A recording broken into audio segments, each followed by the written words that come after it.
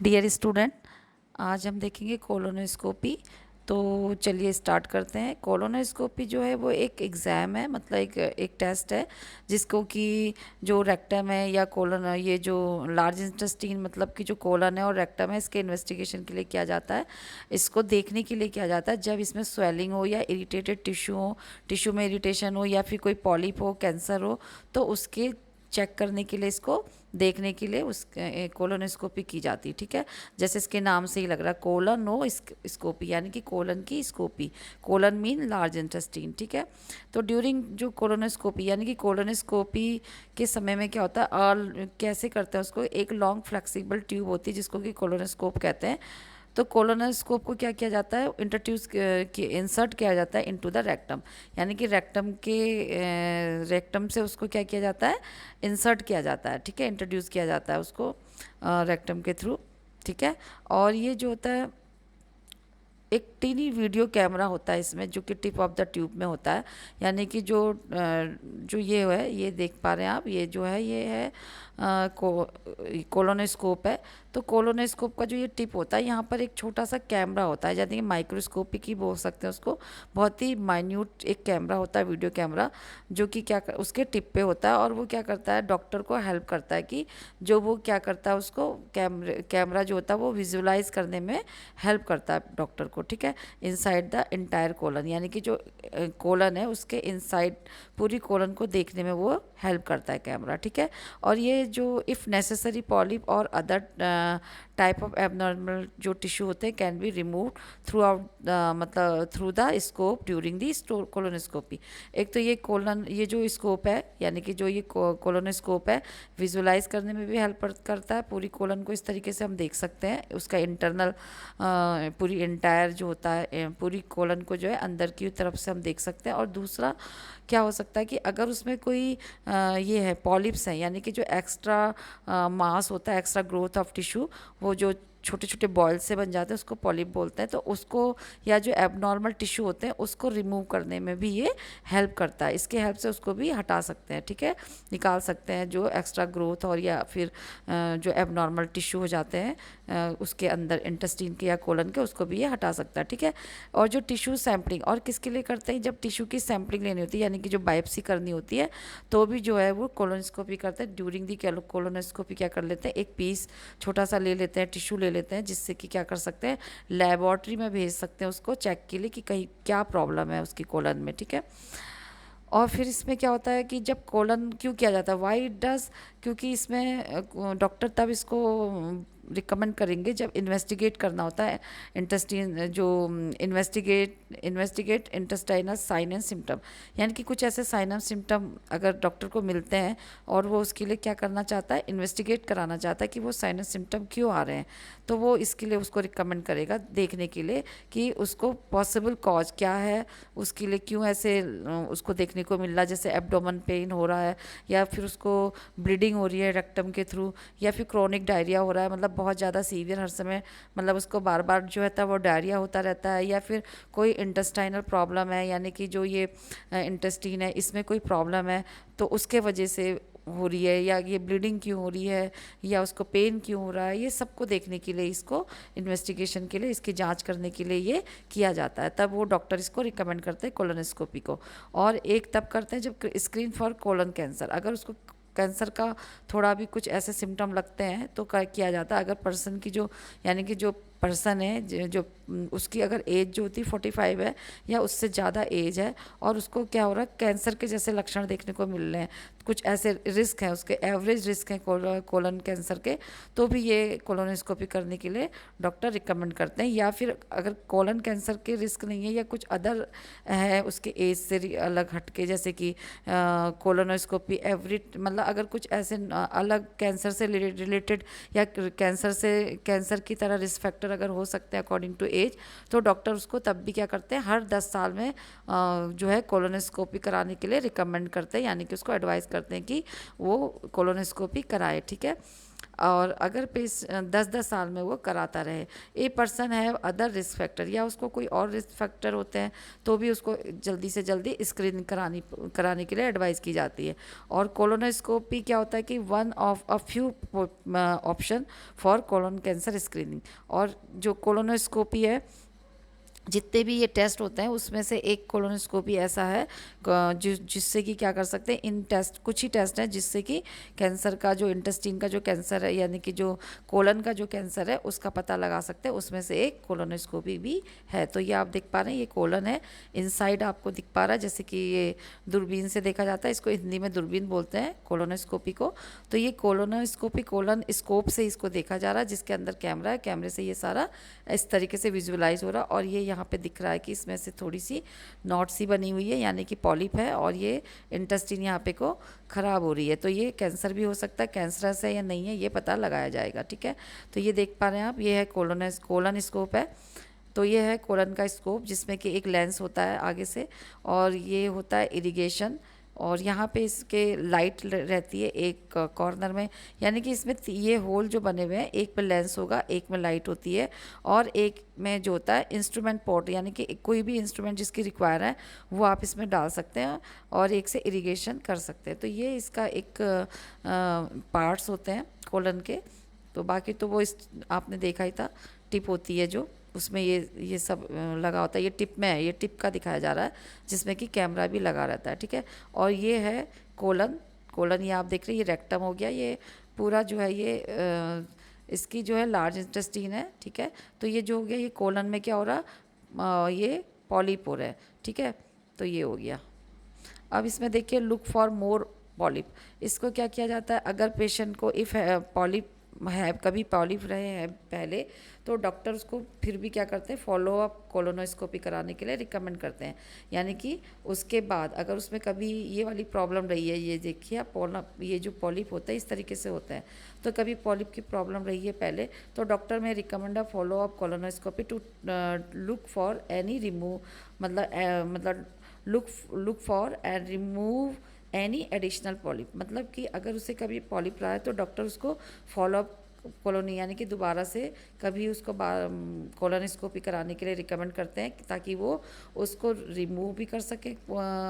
Colon ये जो polyp है इसको हटा सके with the help of colonoscopy, और या फिर जो एडिशनल पॉलिप बन गए उसको हटा सके, या इसको पूरी देख पाए कि अभी उसकी कंडीशन कैसी है। This is done to reduce risk of colon cancer. और इसको जब हटा देंगे तो जो कैंसर होता है कोलन का, उसके रिस्क जो होते हैं वो कम हो जाते हैं। ठीक है, अगर कोई भी पॉलिप उसमें बढ़ता नहीं है, उसको टाइम से अगर हटा दिया जाता है। ठीक है, ट्रीट एन इशू। ठीक है, ट्रीट एन इशू का मतलब है कि sometime a colonoscopy may be done for treatment purpose. ठीक है, कभी कभी क्या होता है कि ज़रूरी नहीं है कि वो इन्वेस्टिगेशन के लिए ही किया जाए, वो कभी कभी ट्रीटमेंट पर्पस के लिए भी किया जाता है, जैसे कि placing a stent and remove any object in colon. ठीक है, यानी कि कभी कोई ऐसा ऑब्जेक्ट है कोलन में, उसको रिमूव करने के लिए किया जाएगा, या फिर कुछ प्लेस करना है वहाँ पे, कोई भी कोई चीज़ ऐसी प्लेस करनी है, जैसे कि स्टेंट्स हो गया या कुछ जैसे वायर हो गया, तो उसके लिए भी ये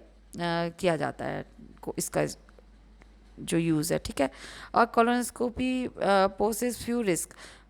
इसमें रिस्क भी होते हैं, कुछ रेयरली होते हैं, लेकिन कॉम्प्लिकेशन कोलोनोस्कोपी के, जो कि ये हैं कि एक तो होगा कि रिएक्शन हो सकता है सडेशन का, क्योंकि बिना सडेशन के नहीं कराया जाएगा, तो ड्यूरिंग जब ये किया जाएगा तो पेशेंट को क्या करा जाएगा, सडेट किया जाएगा, जिससे कि उसको कुछ रिएक्शन भी हो सकते हैं, और ब्लीडिंग हो सकती है इनसाइड ऑफ कोलन। ठीक है, जहाँ से कि टिश्यू को सैम्पलिंग के लिए, बायोप्सी के लिए उसको लिया गया है, कोई टिश्यू उसका कट किया गया है, यानी कि लिया गया है, या फिर कोई पॉलिप को हटाया गया है, उसको कट करा है, तो वहाँ पे, या फिर कोई पॉलिप हो गया या एबनॉर्मल टिश्यू को वहाँ से रिमूव किया गया, जैसे ये आप देख पा रहे हैं। ये मैं आपको बड़ा करके दिखा देती हूँ। देखिए, ये है जहाँ पे इंस्ट्रूमेंट को, जो ये कोलोनोस्कोप है, इसके आगे से जो हमने देखे थे, एक में क्या था, इंस्ट्रूमेंट को इंसर्ट किया जा सकता है, तो इस तरीके से जो वायर होगी वो डाली जाएगी और इसको पॉलिप के अंदर लिया जाएगा। ये पूरा पॉलिप जो हो गया इसके अंदर आ गया। ठीक है, अब इसको क्या किया जाएगा, धीरे से इसको पूरा पीछे को खींचा जाएगा, तो ये क्या हो जाएगा, अपनी जगह से कट जाएगा। तो क्या हो सकती है, वहाँ से ब्लीडिंग हो सकती है। तो ब्लीडिंग हो सकती है, बायोप्सी अगर कोई पीस ले ले टिश्यू का, उससे भी हो सकती है, या ये पॉलिप को कट करें या एबनॉर्मल टिश्यू को वहाँ से कट करें तो ब्लीडिंग भी हो सकती है उस साइड से, और टीयर इन द कोलन और रेक्टम। और क्या हो सकता है, रेक्टम में और या टीयर में, ये सॉरी रेक्टम में और ये जो कोलन है इसमें क्या हो सकता है, टीयर भी हो सकता है। अगर इसको अंदर डालेंगे तो क्या हो सकता है, वहाँ के टिश्यू टीयर हो सकते हैं, ठीक है, यानी कि टूट सकते हैं। After discussing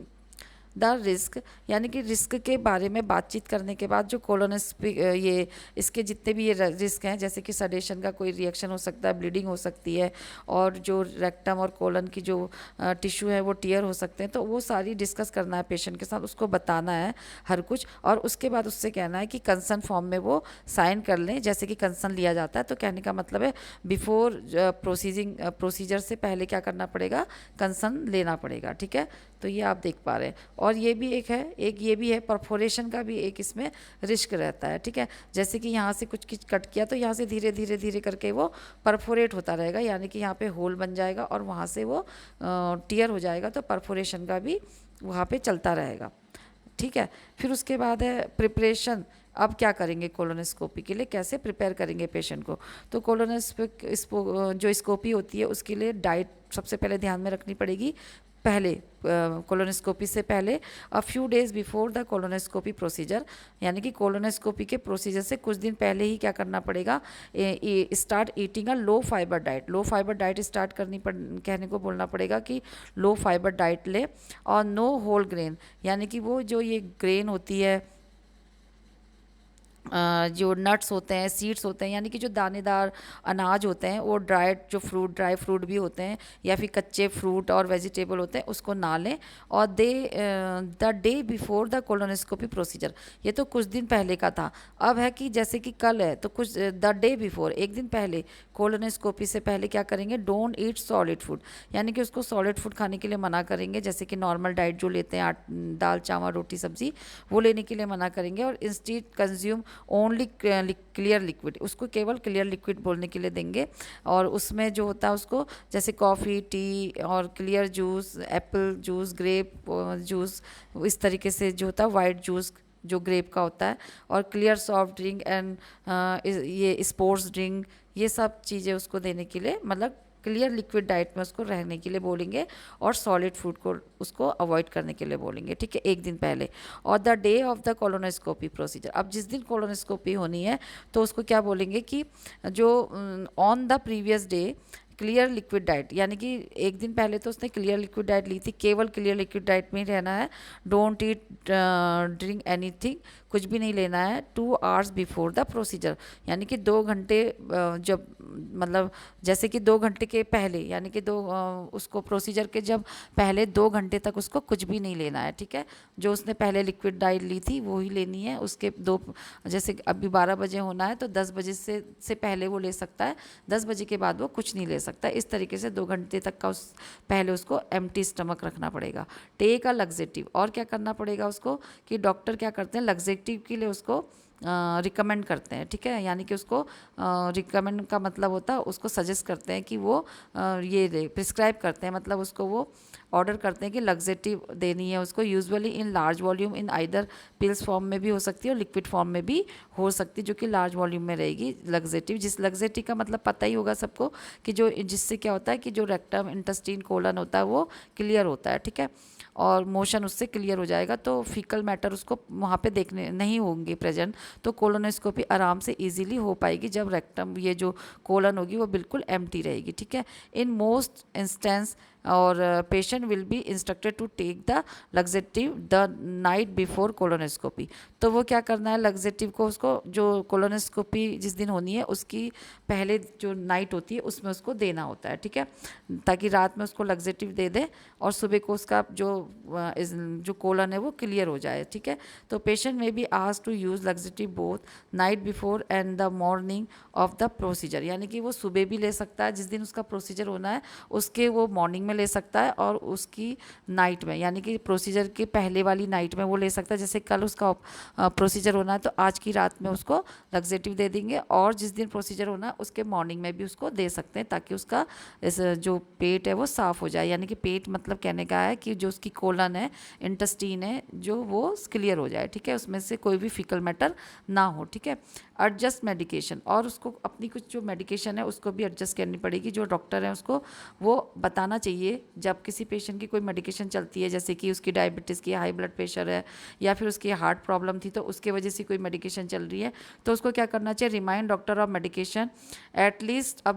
week before the examination. यानी कि एक हफ्ते पहले डॉक्टर को उसको क्या करना है, इन्फॉर्म करना है। मतलब अपनी मेडिकेशन के बारे में तो उसने पहले ही कर दिया होगा, लेकिन एक हफ्ते पहले उसको अपनी इन मेडिकेशन को भी एडजस्ट करना है कि मतलब इनकी कम डोज लेनी है, या जैसे ट्वाइस अ वीक था, ट्वाइस अ डे था, तो उसको मतलब दिन में 2 बार था तो 1 बार लेनी है, या हाफ डोज लेनी है, ये उसको डॉक्टर से कंसर्न करना पड़ेगा, ठीक है। इफ़ पेशेंट टेक मेडिकेशन और सप्लीमेंट दैट कंटेन आयरन, या और ये वाली भी मेडिकेशन हो सकती है, डायबिटीज, हाई ब्लड प्रेशर, और ये जो हाई प्रेशर होता है, उस हार्ट प्रॉब्लम होती है उसकी भी हो सकती है, या फिर कोई उसमें कोई ऐसी मेडिकेशन सप्लीमेंट चल रही हो, मेडिकेशन या सप्लीमेंट चल रहे हो जिसमें कि आयरन ज़्यादा हो, तो वो वाली मेडिकेशन के लिए डॉक्टर को बताना चाहिए, और ताकि उसको वो एडजस्ट कर पाएँ डॉक्टर की क्या करना है, ठीक है। Also tell the doctor if the patient है टेक एस्पिरिन और other medication that thin the blood, ठीक है। यानी कि उसकी कोई एंटीकोगुलेंट ड्रग चल रही है जो कि ब्लड को क्या करती है, पतला करती है, जैसे कि वारफेरिन होगी तो या एस्पिरिन हो गई, तो उसके लिए उसको डॉक्टर को क्या करना चाहिए, इन्फॉर्म करना चाहिए, ठीक है। तो वारफेरिन हो गई जिसमें कि कोक्यूमेडिन हो गया, जेंटोवेन हो गया, इस तरीके की मेडिकेशन चल रही है, या फिर कोई न्यूअर एंटीकोगुलेंट होती है, यानी कि कुछ ऐसी हैं जो कि नई एंटीकोगुलेंट, यानी कि जो ब्लड को पतला करती है, यानी कि क्लॉटिंग जो फैक्टर होता है वो लेट हो जाएगा ना, क्लॉटिंग फैक्टर उसका कम हो जाएगा, उसको पतला करेगी, तो क्या होगा, क्लॉटिंग फैक्टर जल्दी नहीं बन पाएगा, तो इसके लिए कुछ मेडिकेशन चल रही होती हैं। तो वो जैसे कि ये हो गई ना कि डेबिगेट्रान हो गई, पैराड्रैक्सा हो गया, इस तरीके से कुछ मेडिकेशन होती है जो कि वो उसको क्या करती है, रिड्यूस रिस्क ऑफ क्लॉट और स्ट्रोक, यानी कि क्लॉट को रिड्यूस करती है और स्ट्रोक को भी कम करती है, तो उसके लिए ये चीज़ दी जा रही होती है, तो उसके लिए पेशेंट को बताना चाहिए। या फिर कोई उसकी हार्ट की मेडिकेशन चल रही हो जिससे कि क्या होता है, प्लेटलेट्स में इफेक्ट पड़ता है, जैसे कि ये जैसे कुछ ऐसी मेडिकेशन होती है जैसे कि प्लेविक्स हो गई है, क्लोपिडोग्रेल हो गई, ये जो होती है ना कोपिडोग्रेल, यानी कि कुछ नए नए से नाम है, टिपिकल नाम है, तो इनको जस्ट आपको बस इतना याद करना, नेम भी याद करने की ज़रूरत नहीं है, बस ये देख लीजिए कि कुछ ऐसी मेडिकेशन होती है जो कि हार्ट की जो प्रॉब्लम में भी दी जाती है, जो क्या करती है, प्लेटलेट्स को इफेक्ट करती हैं, जिसका सीधा इफेक्ट किस में पड़ता है, प्लेटलेट्स में पड़ता है, तो उससे भी क्या करना चाहिए, जो कि क्या करेंगी, क्लॉटिंग फैक्टर को कम करती हैं और स्ट्रोक को भी कम करती हैं, तो वो मेडिकेशन के बारे में भी डॉक्टर को बताना चाहिए। अगर ब्लड का पतला होगा, उसके एंटीकोगुलेंट चल रही है, हार्ट मेडिकेशन चल रही, तो क्या होगा, जहाँ से अभी मैंने दिखाया था आपको, पॉलिप को कट किया था या कोई बायोप्सी ली थी, तो वहाँ से ब्लड में जो है क्लॉटिंग फैक्टर नहीं है, कम है, तो क्या होगा, वहाँ ज़्यादा ब्लीडिंग होने के चांसेस हैं। इसलिए बोल रहे हैं कि ये वाली मेडिकेशन के बारे में डॉक्टर को बताना होता है कि वो उसकी ये वाली मेडिकेशन भी चल रही हैं जो कि एंटीकोगुलेंट है, ठीक है। और patient may need to adjust his dosages और स्टॉप, जैसे मैंने बताया कि अगर वो इन सबको बताएगा तो डॉक्टर क्या करेंगे, उसकी डोजेस को या तो वो एडजस्ट करेंगे या फिर उनको स्टॉप करेंगे, टेकिंग द मेडिकेशन टेम्परेली, यानी कि टेम्परेली उसको स्टॉप करेंगे जब तक कि उसका प्रोसीजर ना हो, ठीक है। और प्रोसीजर के बारे में अगर हम बात करें तो ड्यूरिंग द प्रोसीजर क्या होगा, पेशेंट को क्या करना पड़ेगा, उसको पहले वहाँ की ड्रेस पहनानी पड़ेगी, गाउन वगैरह उसको देना पड़ेगा, कैप मास्क, एंड उसको फिर क्या करना है, और उसको क्या करना है, लाइकली नथिंग एल्स, सडेशन और एनेस्थीजिया इट यूजुअली रिकमेंडेड, ठीक है। और उसको और भी कुछ नहीं देना है, बस गाउन उसको पहनाना है, उसके अलावा उसको कुछ एनेस्थीजिया और कुछ सडेशन उसको दिया जाएगा पेशेंट को, ठीक है, जो कि डॉक्टर उसको रिकमेंड करेंगे, अपने आप नहीं देना है। तो तो इसके अलावा उसे कुछ नहीं देना है। तो ये सडेशन दिया जाता है हल्का सा, या फिर कोई एनेस्थीसिया दी जाएगी जैसे केटामिन वगैरह, वो डॉक्टर सजेस्ट करेंगे कि उसे क्या देना है। इन मोस्ट केसेस, ज़्यादातर केसेस में क्या होता है कि जो सडेटिव होती है वो रिकमेंडेड विद पेन, ये जो रिकमेंडेड विद पेन मेडिकेशन, यानी कि सडेशन के संग पेन किलर, मतलब पेन से रिलीव होने वाली मेडिकेशन भी होती है ज़्यादातर में, जो कि डायरेक्टली किस में दी जाती है, इंट्रावीनस दी जाती है, यानी कि डायरेक्टली वो ब्लड स्ट्रीम में दी जाती है, जिससे कि एक्शन क्या होता है, फास्ट होता है और लेसन एनी डिस्कम्फर्ट, और उसको क्या होगा, जो डिस्कम्फर्ट होगा वो कम होगा। जैसे कि पेन ज़्यादा होगा तो वो हिलेगा डुलेगा और उसको इरिटेशन होगा, तो उसको सडेशन के साथ साथ पेन रिलीफ मेडिकेशन भी दी जाती है, ठीक है, जो कि आईवी होती है, आईवी दी जाती है, ठीक है, जिसका एक्शन फास्ट होता है। और patient will begin the examine lying on side, और उसको क्या करना है, साइड लाइन पोजीशन देनी है पेशेंट को एग्जामिनेशन टेबल पे जिस समय की ये वाला प्रोसीजर होता है। तो आप देख पा रहे होंगे ये साइड लाइन पोजीशन उसको दी गई है, ठीक है। Usually with knee drawn toward his chest, और नी को उसके क्या किया जाता है, चेस्ट की ओर उसको लगाया जाता है, यानी कि उसको नी चेस्ट पोजीशन बोलते हैं, वो पोजीशन उसकी बनाई जाएगी। तो doctor will insert are colonoscope into the और फिर उसके बाद डॉक्टर क्या करेंगे, कोलन को क्या करते हैं, उसके कोलन स्कोप को जो होता है रेक्टम के थ्रू इंसर्ट करते हैं, ठीक है। और द स्कोप के बारे में अगर हम बात करें तो जो स्कोप होता है विच इज़ लॉन्ग इनफ, यानी कि उसकी लंबाई इनफ होती है, लॉन्ग होता है, उसका जो उसकी टिप होती है, यानी कि जो इसकी पाइप होती है, ये ट्यूब जो होती है वो काफ़ी लेंदी होती है, इनफ लेंदी जितने की चाहिए इतनी, और ये जो होती है to reach the entire length of colon, इतनी लेंथी होती है कि उसकी पूरी कोलन, एंटायर कोलन में अच्छी से ये क्या हो सकती है, पहुंच सकती है, ठीक है। जिसमें कि क्या होता है, लाइट होती है एंड अ ट्यूब चैनल होते हैं, ट्यूब चैनल होते हैं, लाइट होती है, और that allow a doctor to pump air, carbon dioxide और water into the patient's colon, ठीक है। जिसके हेल्प से क्या करते हैं डॉक्टर, इसके थ्रू क्या करते हैं, एयर पुश करते हैं या फिर कार्बन डाइऑक्साइड और वाटर, एयर, कार्बन डाइऑक्साइड या फिर वाटर को इसके द्वारा कोलन में पुश किया जाता है, ठीक है। जिससे कि क्या होती है, जो कोलन होती है, द एयर और कार्बन डाइऑक्साइड क्या कर इन्फ्लेट द कोलन, तो जब ये इसमें से एयर पुश की जाएगी या गैसेस पुश की जाएंगी, जैसे कार्बन डाइऑक्साइड हो गई या वाटर पुश किया जाएगा, तो जो कोलन होती है वो क्या हो जाती है, फैल जाती है, इन्फ्लेट हो जाती है, यानी कि फैल जाती है, आपस में चिपकी नहीं रहती। तो जिससे क्या होगा कि जो which provide a better view, ठीक है, तो डॉक्टर को क्या मिलेगा, अच्छा देखने के लिए मिलेगा, अंदर बेटर दिखेगा उसको,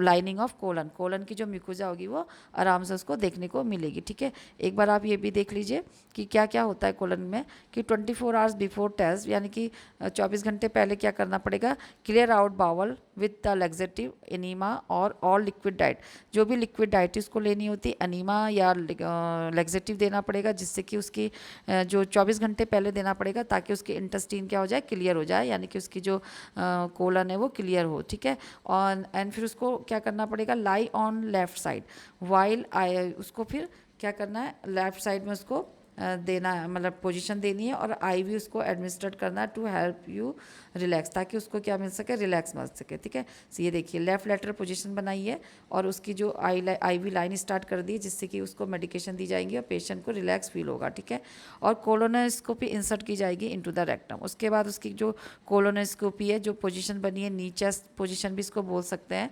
मतलब साइड लाइन पोजीशन होगी, और जो उसके पैर होंगे वो चेस्ट तक लगे होंगे, यानी कि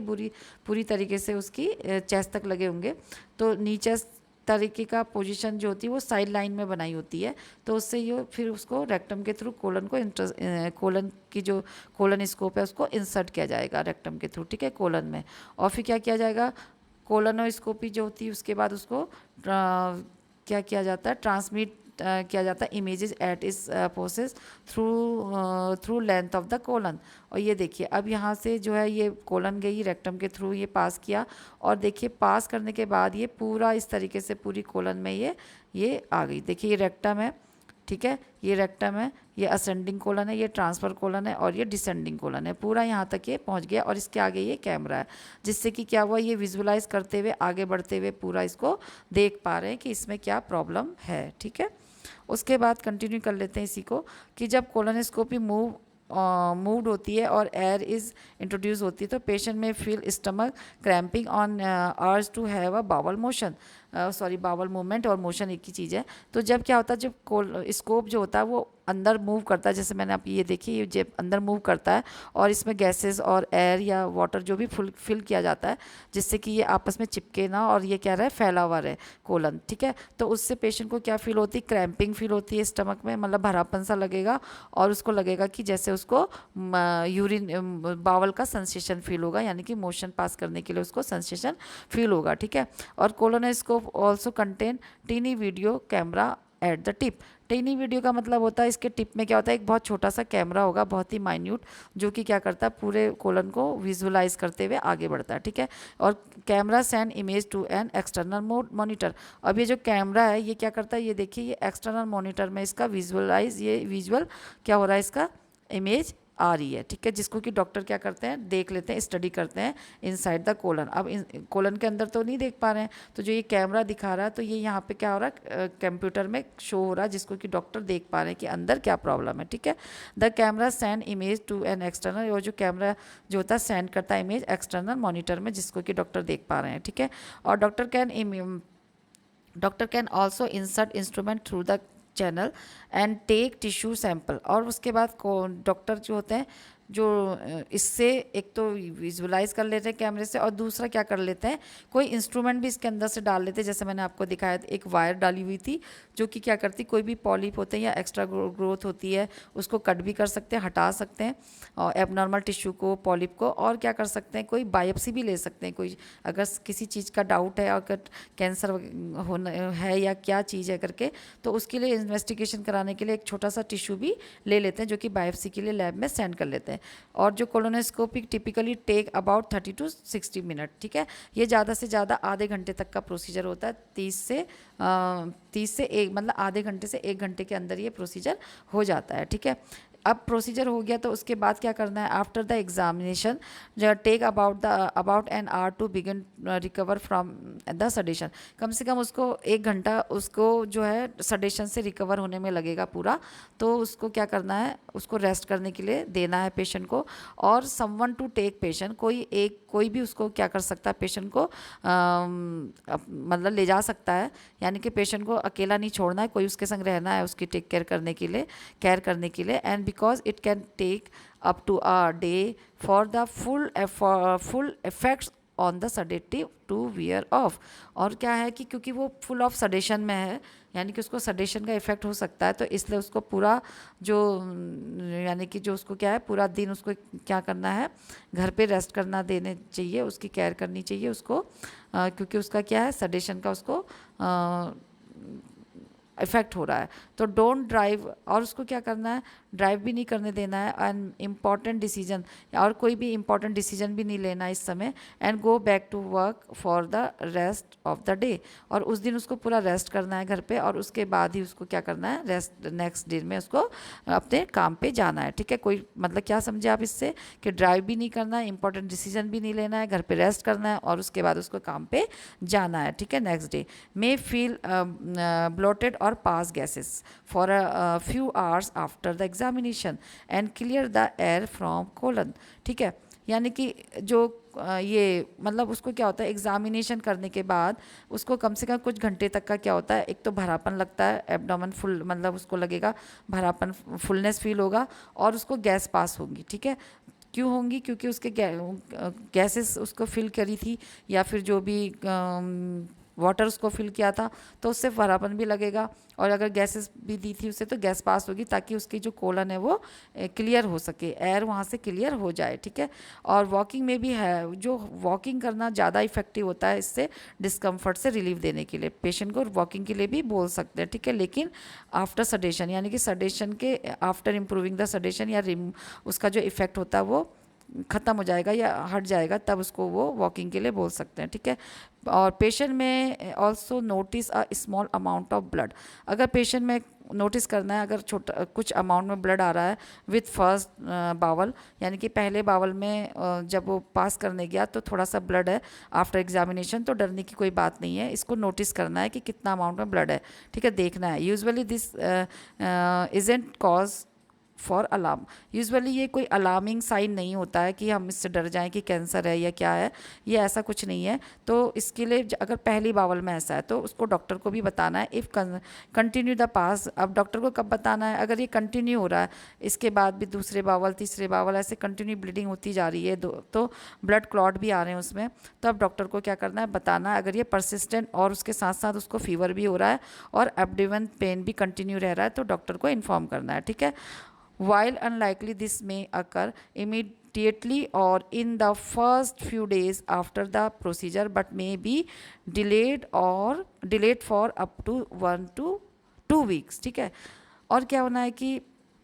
ये जो सिम्टम है यानी कि ये जो ब्लीडिंग है ये कम से कम क्या हो सकता है कि रहता है इमीडिएटली, यानी कि मतलब एग्जामिन जो हुआ है उसका जो प्रोसीजर हुआ है उसके इमीडिएट और या फिर फर्स्ट फ्यू डेज़ तक का ये रहेगा, लेकिन but may be also delayed, और या फिर ये कभी कभी क्या होता है बहुत दिनों तक भी रहता है, यानी कि दिनों मतलब 1 वीक या 2 वीक्स तक भी रह सकता है ये वाले सिम्टम, ठीक है।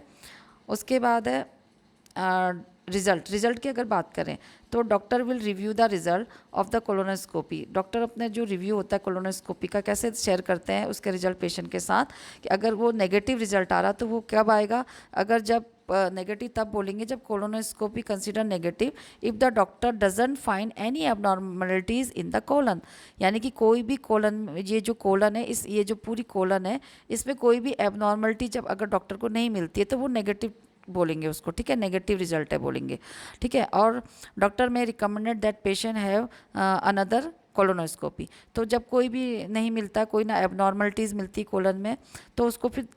दूसरा टेस्ट करने के लिए भी वो रिकमेंड कर सकते हैं, ठीक है। इन 10 year if patient have average risk of colon cancer, अगर कोलन का उसको थोड़ा बहुत रिस्क है, उसकी हिस्ट्री में कुछ है, तो उसको इन 10 ईयर में क्या करना है, 10-10 साल में अपना कोलोनोस्कोपी कराने के लिए वो सजेस्ट कर सकते हैं। और हैव नो कोलन कैंसर, अगर उसको जो है कोलन कैंसर नहीं है ना इसके कोई रिस्क है तो पेशेंट बिगिन स्मॉल पॉलिप, और अगर पेशेंट को क्या है कुछ बिनाइन स्मॉल पॉलिप है यानी कि नॉन कैंसरस पॉलिप है, छोटे छोटे पॉलिप मतलब होता है एक्स्ट्रा टिश्यू जो मांस होते हैं, अगर वो हैं तो भी उसको 10-10 साल में क्या करना है, उसके टेस्ट कराने के लिए उसको बोलेंगे कोलोनोस्कोपी को, ठीक है। और इन 1 to 7 ईयर डिपेंडिंग, अब 1 to 7 ईयर कब बोल देंगे, 1 to 7 ईयर में भी बोल सकते हैं। ये किस में डिपेंड करता है, वैरायटी ऑफ द फैक्टर्स, ये वैरायटी जो फैक्टर्स होते हैं कि डिफरेंट टाइप के जो कारक होते हैं, कारण होते हैं, उन पे डिपेंड करता है कि वो कितने कितने साल में उसको रिपीट करने के लिए बोल सकते हैं कोलोनोस्कोपी के लिए, ठीक है। तो ये होता है कि जब number and size of the polyp, ये पॉलिप कितने नंबर में है, कितने बने हैं या उनका साइज क्या है उस पर डिपेंड करता है। और उसको रिमूव मतलब वो रिमूव हुए हैं, पहले वो रिमूव हुए हैं तो कितने हुए हैं और कितने साइज के थे। A patient have history of polyp,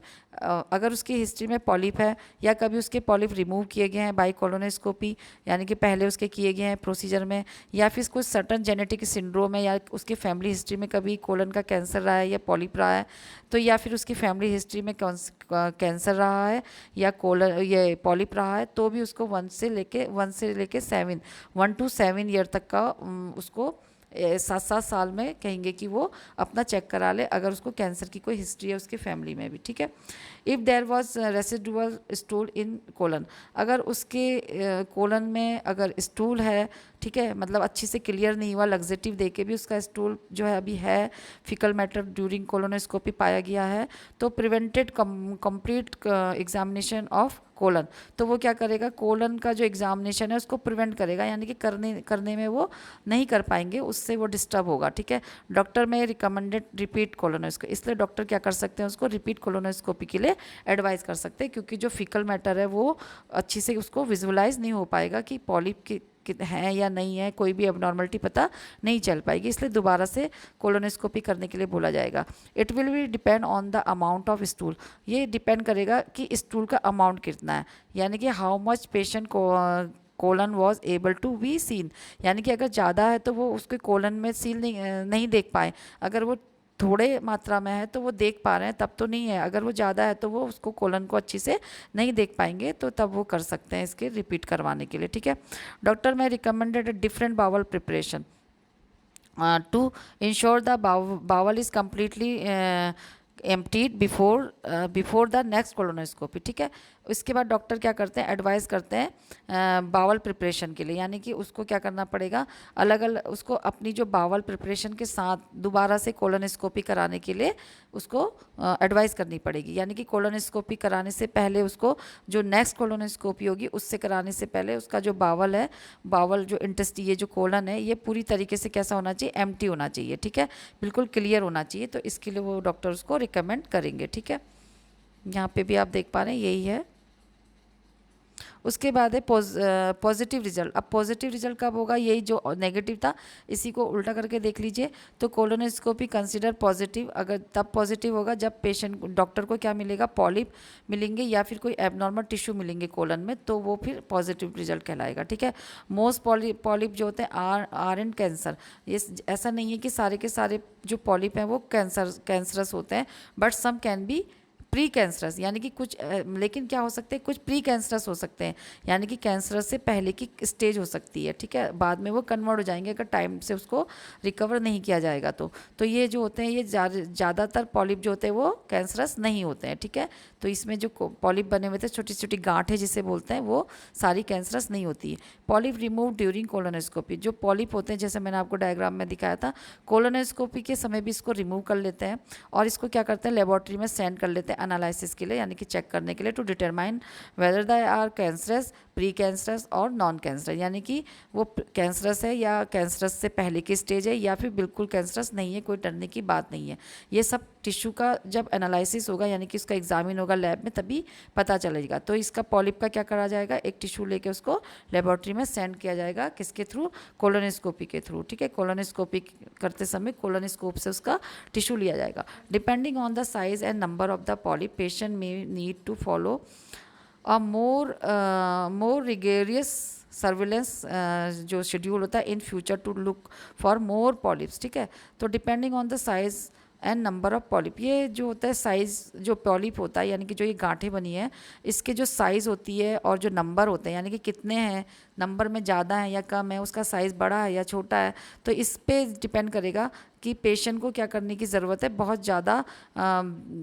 उसको बहुत ज़्यादा केयर देने की ज़रूरत है, यानी कि जागरूक होने की ज़रूरत है उसको इन फ्यूचर में अपने ज़्यादा ये पॉलिप के लिए, कि उसको दिखवाने के लिए, यानी कि एडवाइस लेने के लिए, उसके ट्रीटमेंट के लिए उसको बहुत ज़्यादा जागरूक होने की ज़रूरत है कि कहीं और ज़्यादा पॉलिप ना बने, ठीक है। इफ़ डॉक्टर फाइंड वन और मोर पॉलिप, अगर जो डॉक्टर को एक या दो पॉलिप पाए जा रहे हैं लेस देन 0.4 इंच, यानी कि 1 सेंटीमीटर से छोटे हैं, उनका डायमीटर अगर 1 सेंटीमीटर से कम है और डॉक्टर को वो मिला है, तो ही और she recommended repeated colonoscopy in 7 to 10 year. अगर ऐसा मिला है डॉक्टर को जो कि 0.4 इंच यानी कि 1 सेंटीमीटर से कम डायमीटर का पॉलिप मिला है, तो 7 से 10 साल के अंदर में उसको क्या करा लेना है, रिपीटेड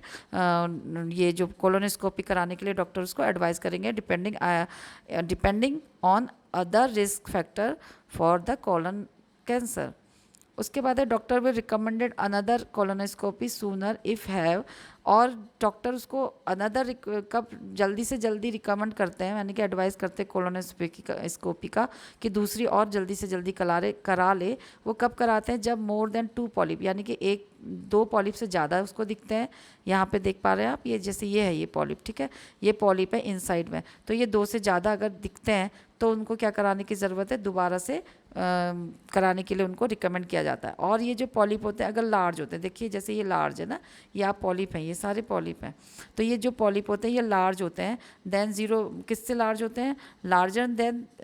0.4 इंच, यानी कि 1 सेंटीमीटर से बड़े होते हैं, तब भी उसको दोबारा से कोलोनोस्कोपी कराने की ज़रूरत पड़ती है, यानी कि उसको एडवाइस किया जाता है। और polyp and also residual stool in the colon, अगर कोलन के अंदर क्या है, स्टूल रिमेनिंग स्टूल, मतलब स्टूल बचा हुआ है और पॉलिप के साथ बचा हुआ है, तो उसको क्या कराना पड़ता है, उसको वो एग्जामिन करने के लिए आराम से जो होता है वो कंप्लीट एग्जामिनेशन नहीं हो पाएगा कोलन का, तब भी वो क्या करेंगे, रिकमेंड करेंगे दोबारा से कोलोनोस्कोपी कराने के लिए, ठीक है। इसलिए